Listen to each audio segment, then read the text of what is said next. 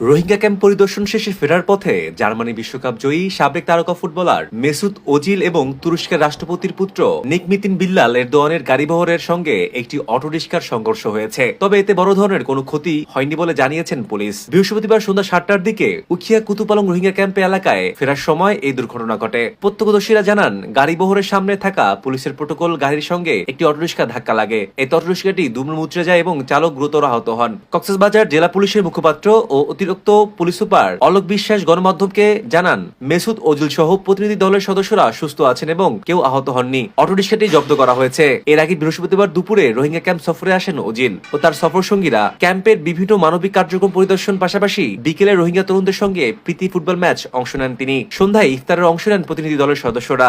রাত 8টা 2 মিনিটে তুরস্কের 13 সদস্য প্রতিনিধি দলকে বহনকারী বিশেষ বিমান ঢাকার উদ্দেশ্যে ছেড়ে যায়। আরাকান রোহিঙ্গা ফুটবল ফেডারেশন মুখপাত্র মুজিবুর রহমান বলেন, মেসুত ওজিলের এই সফর রোহিঙ্গা তরুণদের অনুপ্রাণিত করবে।